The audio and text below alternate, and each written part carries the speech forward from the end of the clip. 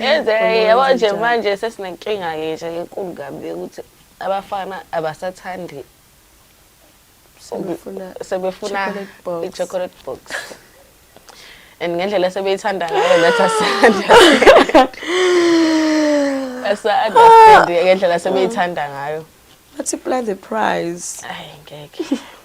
Mina-ke ngisho cha.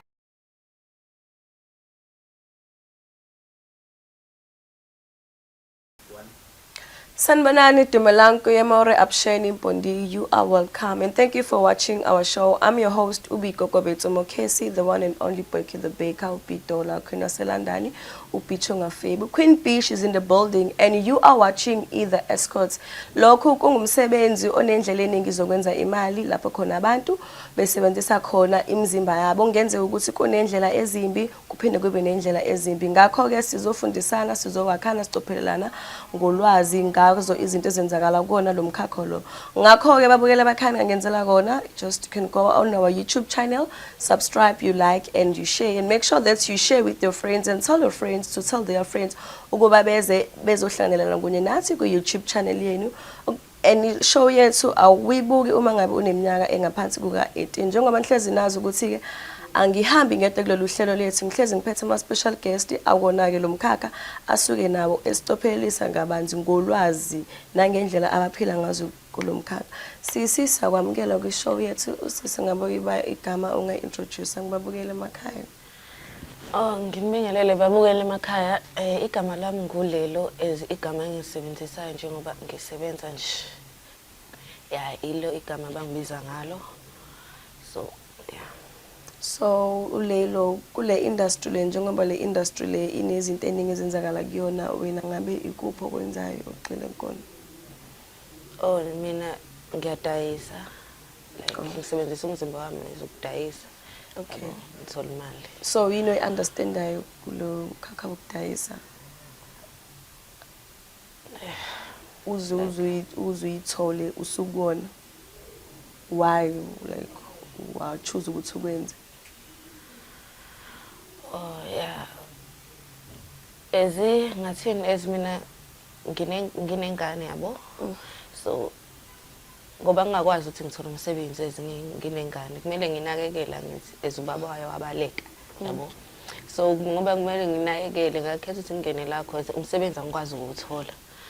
Ezingakwazi ukuthola umsebenzi kunento nje eyi1 iyona engivimbela ukuthi ngakwazi ukuthola umsebenzi. So iyona ndawo engabona ukuthi yeah cause iyona ndawo ekwazi nemali ukuthi usheshe uyithole ukwazi ukuthi unakekele even cause even ekhaya banakekelwa yimini. Yabo. Yeah. So yini le ewenza ukuthi ekuvimbezelile ngibambezela ukuthi ungakwazi ungakhona ukuthola umsebenzi? I-ID anginayo. So njengoba wazi ukuthi i-ID iyona nto ebalekile kuyo yonke into oyenzayo. Ukuthola umsebenzi kumele ube ne-ID, futhi ungene esikoleni kumele ube ne-ID. Esikole sona wasiqeda? Yeah, ngagcina ka grade 11. Okay. Yeah. So imiphi imizamo wayenza for nge-ID yakho? Kuningi like kuningi sengizamile. So wabanjezelwa yini? Like kuningi okungivimbayo mina ngaye ngaba kwi-adoption yabo. Ngiba kwi-adoption umuntu owangenzela i-certificate wenza i-fraud ngikhathenza i-certificate. So manje silokho sekuyangivimba ukuthi ngithole i-ID. I'm sorry to hear that. So usunesikhathi esingakanani ukwenza wona lo msebenzi? 1 year. Ngathi ya unyaka phelile manje. So uplan ukuthi uwenze for isikhathi esingakanani? Angazi kuyodependa ngokuhamba kwesikhathi. Mawukuthi imizamo engizamayo kuyahlangana nendlela engifuna ngayo. Yeah. Imizamo ye-ID.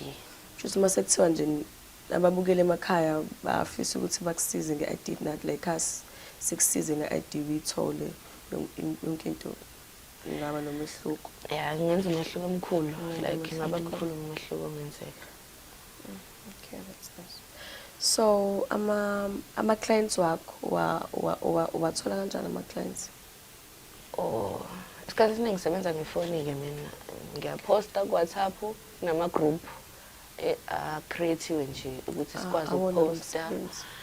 NakuFacebook futhi kunama-group akhona. Ukuze ngiyaposta ushuthe nje la ushuthe isithombe but ungavezi ubuso. Kuba kuwena-ke kodwa-ke uthi uyabuveza ubuso awuvezi but mina-ke uma ngiposta ngiveza ubuso. Just cut here and then kuvele lokhu okungezansi kuphela. Then bese ngiyaposta bangifonele. So ama-clients wakho enze njani eza kuwena? Yeah, eza kumina cause manje akuselula ukuthi ungahamba cause kenzeka izinto eziningi. Kenzeka ukuthi umuntu akufonela athi woza ufuna i-night yabo. Akufonela uzosuka endlini mhlawumbe ngabo 6 uhambe kuyena. Kenzeka ukuthi uyafika afike lapha uthi ufike ebusuku uyafika usithi uyamfonela ifoni asayibambi yabo. Yikho kwesinye isikhathi uma uthi ufuna ukuhamba kumele ube nemali yokuya nokubuya ukuze uma uthi ufike awumtholi phambili ufike ubuyele emuva yabo. Kwenzeka phinda kufonele kade ufuna ukuyokubamba inkunzi yabo. Uthi ufika lapha uphuca ifoni uphuca isikhwama akushiye kanjalo futhi yabo. So wena uyahosta wena uyibona ibona beza kuwena. Yeah. Ama-clients wakho usebenzana nombani noma like ngama-age? Ama-age akuyona into esijalo ukuyisebenzisa yabo. Akuyona into esijalo ukuyisebenzisa leyo. So abantu bakho osebenzisana nama-clients uke nje i-client uma uhlangene nalo ulibuze isibongo because sometimes kubalekile ukwazi. Yeah, khona kubalekile kodwa-ke akuyona into esijalo ukuyinaka yabo. Ngoba thina sithi sifuna imali. So uma sibuza isibongo vele kuzoba nalokho ukuthi okay yabo uzosho isibongo sifana nesakho bese kuba nalokho ukuthi like and imali usuke uyidinga. Okay, izinto ezimbi eseke mhlawumbe wabhekana nazo kona lo msebenzi wakho from ama-clients wakho zake zakwehlakalela? Sihlala kunendawo esihlala kuyo yabo. Ayafika befika kenzeka ukuthi umuntu afike like thina sesathi umuntu kuze kufika lento yokuthi umuntu uma ngene client endlini cela imali iqala engakenzi lutho cause kuningi asekwenzile. Umuntu afike angene nenze into enenzayo mase kumele khokhe seniyaqabana yabo. Akasafuna ukukhokha noma khokha imali engaphelele engavumelananga nayo. Kwesi sikhathi azakhiphe isikhali ukuthi okutshengisa ukuthi like akafuni yabo. Yikho nala hlala khona sebaze baqinisa security cause kuningi okwenzakalayo. Kwesi sikhathi umuntu angene nedenza mase aphume nefoni yakho ungaboni. Manje uyabheka ifoni ayisekho. Ukhokhile noma kokhanga. Kwesi sikhathi usuke ekhokhile but aphume nayo ifoni. Kwaze akunika imali ethi mase ephuma aphinda ayithathe futhi aphume nayo. Yabo. Bathatheni imali? Imali. Yo. So isimo esikanjalo umise kanjani mabhekene naso? Okay phela ngoba sibaningi vele senza lo msebenzi ehlala endaweni eyodwa. So mekuningi inkinga uyakwazi ukuthi uphume ubize laba abanye bezokulungisela. Mawukuthi njengamanje bayakwazi ukuthi phela babaleke njengoba sebekufaka security abasakwazi ukuthi babaleke because uyakwazi ukuthi umemeze once wamemeza ibounce ezathi understand ukuthi khona inkinga ekhona ivala igate yabo bese iyakhuphuka izodila naleyo nkinga. Akusafana qha. Okuhle kwenzakala wabona ukuthi whatever situation ubukade ukuyona cha usevekile iphi nje iclient wake wahlangana nalo la kwenzela mhlawumbe into enhle wabona ukuthi ngathi maningi ama-client ke mina aseyangenzela okuhle Nkosi yami. Khona ukuthi afike ezokhapha nawe manihlalani nje aqala afike nje axoxise like ngixoxe aza kutshela ethi ngithathe indoda yakho ke manje yabo ungangithathe umuntu ozothenga nixoxe nje nixoxe kwesesikhathi athi ngifuna ukukhipha nje uthi uyoshaya umoya uphumele ngaphandle yabo khipha kwesesikhathi akuthengele izinto nje akuthengele abuye azokunika sinazo izinto ngithenge ngikuphathele ube right nawe mina nje I think last month angazi it was kuba September khona lafika lapho imali yayingekho-ke ku-quiet ngalendlela lafika lathi right ngathi mina right kwazile ukufaka imali ekhaya ngoba ku-quiet kanje ngathi mina cha ngikwazanga yanginika imali engango-1.5 lathi fakele ingane ekhaya yabo and alifunanga lutho emva kalokho alikaze libuye lithi ngakukhokhela kanje lathi ngiyakupha eyakho. So ukuthola iclient mhlambe elikhetchayo nje catch ama feelings wena noma wena ukhetch baningi wenza kanjani kuya work out akwenzakalani baningi mba right uyayisola ekugcineni cha ukuthi ayisola but yo khona phela umuntu okafike akuphathe ngalendlela ukuthi ish yabo lo makuthiwa indoda yami yabo kanti naye uzobona ngalendlela nawe ubona ngayo yabo ugcine nihlangana ngaleyo ndlela ke. So kuma clients wakho ukuhlangana neclient lapho uthola ukuthi umuntu ubookhele something else mase sefikile endlini bese afuna ukunye mhlawumbe ukuhlangana into kanjalo.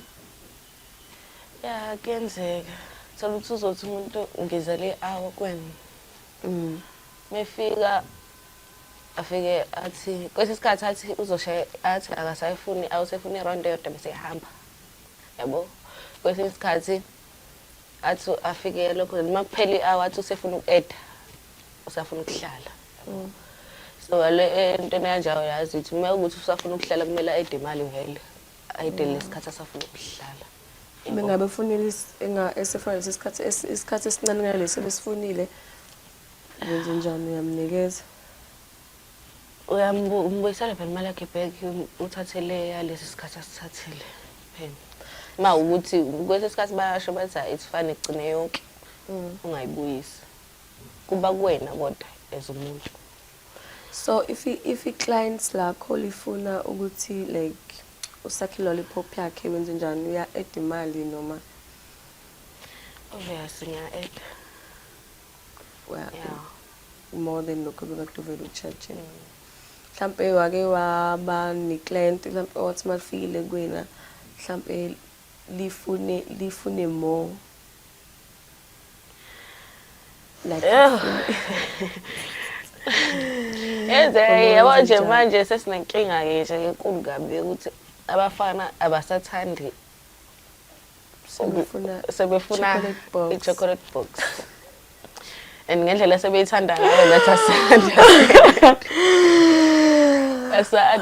ngendlela sebeyithanda ngayo multiply the price. Ayi ngeke mina-ke ngisho cha ngalapho nje So wenze njani situation kanjalo cut off because bakhona phela abakwenzayo lapha ngiyemtshela umuntu benizokufunela umuntu ongakwenzela lento efunayo because mina angiyenzi yabo. So kuma clients wakho ukuthola mhlambe iclient othola ukuthi mhlambe angithi nje angiqale ngokuthi mhlambe nje inyoka isnake ivele singafuni nje ukuvuka nje sivele sibuke nje ya kuyenzeka umisa kanjani phela ngiyazama ngendlela engizama ngayo mawuthi ngiyahluleka-ke nami-ke ngiyamtshela ukuthi nawe uyayibonela ngithi nawe useyobona kodwa egcineni because isikhathi sami kumele ngikhokhele egcineni. I-clientele uma ukuthi uthola umuntu mhlambe uthola ukuthi usenza more than isikhathi bekade vele isikhokhelile ungazohlangana neclient kanjani uya-add phela uma ukuthi ngese kumo ungathi ufuna i-hour uzothi kade akakabi right add-ke kuqhubeke. Okay, so emalini like oyenzayo the biggest amount oyenza njani ngithi ngenyanga owake wayenza ngenyanga more than 6,000. Okay.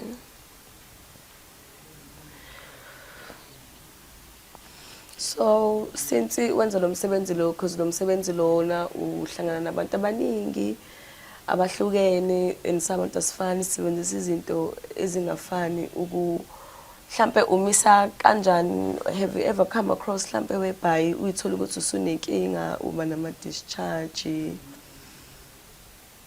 Ya kuyenzeka ke lokho because abantu abaningi ngeke vele umuntu akutshele ukuthi uyagula mefika mina ngithi ngeke akutshele lokho.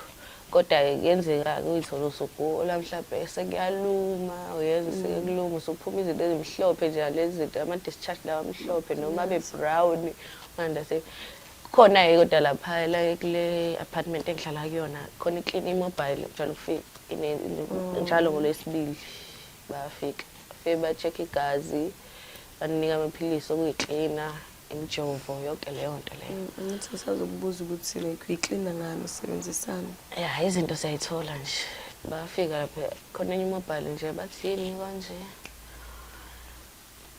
Yo sengikhohle igama lakho kodwa nje ama clients wakho wenza njani? Usebenzisa protection noma usebenzisi wenza usebenza kanjani? ya depend client ifunani. Khona bayisebenzisa ikhona bangayifuni futhi. Ama prices afana uchacha ngokufana noma uma ungayifuni iyakhuphuka imali. Wena bese uyiprotecta ngani wena? Ngoba ngithi ngoba ikhuphuka imali usuke uzokwazi ukuthi uthenge something ozokwazi ukuthi uthi mawuqeda uthenge uphuze yona clinic.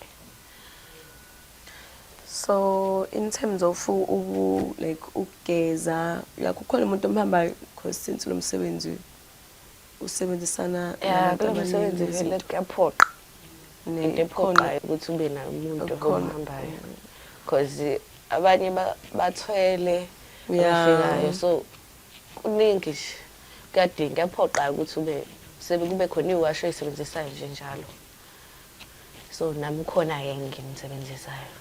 Ukhona umhamba? Yebo.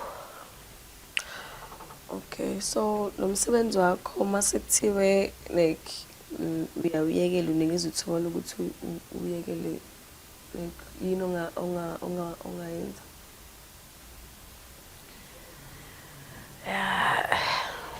Mase ngithola ithuba ukuthi ngiyawuyeka umsebenzi because mina kuningi ngathini engangikufuna yabo engangifisa ukwenza yabo so mase kuthiwa ngithola ithuba lokuthi ngiyawuyeka lo msebenzi shithi ngamele ngiqale ukuthi okay ngibuke ukuthi yini engaqala ngayo engibonayo ukuthi vele le like ngeke ngisakwazi sengizomuva kuyona but kuningi engisafuna ukwenza. Okay, so ngosuku usebenza abantu abangaki sebenza abantu abangaki ngosuku ubona ukuthi cha namhlanje ngisebenzini? Yo bangakho abantu inamba yabantu osuke wayenza usukwini wambonisa hayi cha inkinga ke inamba zama client ngikuyiconfirm like ngeke awunaki na ukuthi usebenza abantu abangaki nje usukwini usukwenzela abantu abangaki? Yo kuyenzeka ukuthi okay bazoba more than 8 ngosuku or more than 10 mawukuthi kubusy ngempela yeah mawukuthi bancane ke mhlawumbe 3 to 4 sukubona ukuthi okay khona at least ngibabambile. Okay, so kuma clients wakho umuntu like the oldest client awubonayo ukuthi nje akawasebenzisana naye? Yo kathek ukuthi vele ke kufike umuntu obonayo ukuthi lo ulingana even nanomkhulu wami yabo and ingeke into ngayenza yabo but yo bafika abantu abadala lapha. Okay, unombuzo ozongishiya inanazi yakho nje itself, how do you take care of it? Iyodwa nje separate izino zenzayo for ukuthi uyinakekele? Ngiyageza ukugeza wami like uma kuphuma iclient ngenza short ngiyogeza ileyo nto engiyafuna ukuthi uma kuphuma iclient uyogeza phuma iclient uyogeza iyona nto ebalulekile kuyona ukuthi ayigeza every time ayigeza makuphuma nje ikleta mbogeza because iyanuka okunuka-ke iyanuka yikho makuphuma ikleta mbogeza ileyo nto-ke njalo bese kuba khona phela izinto engikwazi ukuthi ngiyigeze ngayo just ukwenzela ukuthi ibe right. Okay, sangasemaphetheleni iyiphi i-message nje umyalezo ongaba nawo for umuntu omncane obukile lapha emakhaya? Yo, ngakusho nje ukuthi mawukuthi khona usacabanga Nkosi yami ungena kule ndawo le yo uze ngazama ngenye indlela ngoba kunzima lapha kunzima ngasibona exe siyahleka ku-right kodwa kuyashuba lapha and kunzima impela and ayikho umuntu engathi ngimfisela ukuthi angene kuleya ndawo ngoba hayi sibhekana ney'nkinga ey'ningi lapha and akuyona into obona ukuthi ungayifisela ukuthi umuntu impilo ayiphile omunye umuntu oseceleni yabo yeah. Okay, umyalezo ongawunikeza abantu vele abawenzayo lo msebenzi lo.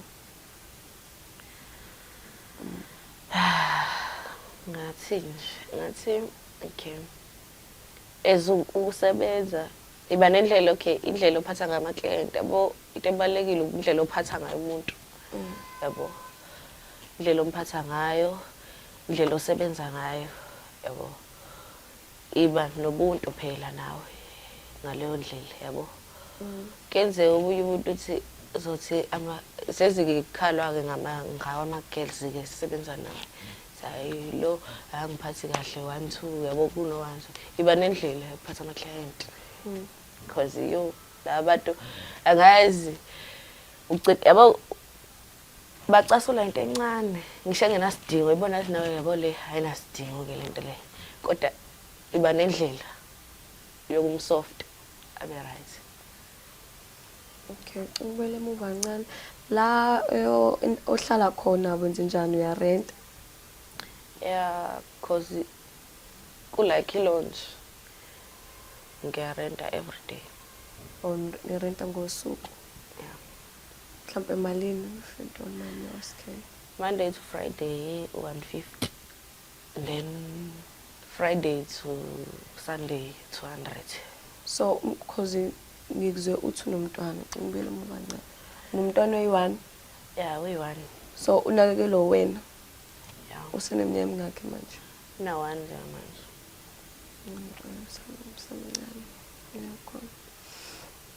Okay, so mangase kuthiwa la ekhaya siyakusiza nje siyakunikeza usizo nje ngempilo yakho nazonke izinto ofisa ungafisa ukuthi mhlawumbe usizo usizakale ngani mhlawumbe namabukela ekhaya mangakuthi bafisa ukusiza sifike emaphatheni ohlelo.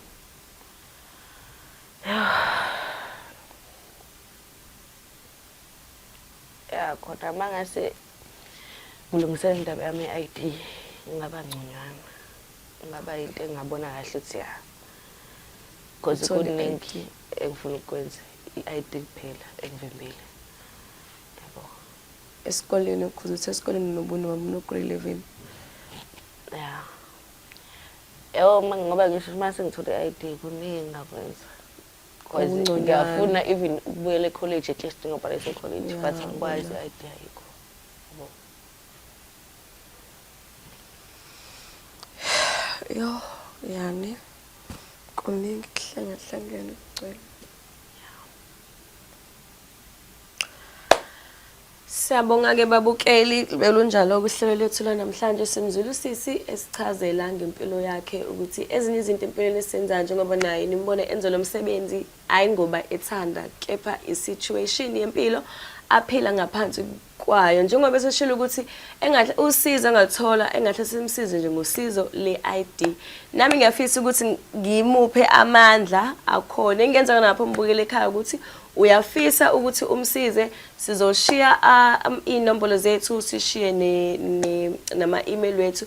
Engenzeka nawe futhi ukuthi lapho umbukele emakhaya uhlelo uyasibukela, uyafisa ukuthi uzohlangana kule nathi, sizoshiya kanjalo futhi i-email, siphinde futhi sishiye nenombolo nizokwazi ukuthi nisithinte kuyona, uzosixoxela nawe isitori sakho, ushare indaba yakho. Angani we are fixing the country. Kepha yona ngenzela kona-ke njengamanje, just go on our YouTube channel, you like, subscribe, you share with your friends and tell your friends to come nabo bezo-subscribe, ngoba esikhuluma ngakho la ekhaya kuyakha, kuyasibuyisa futhi sonke siyi-country.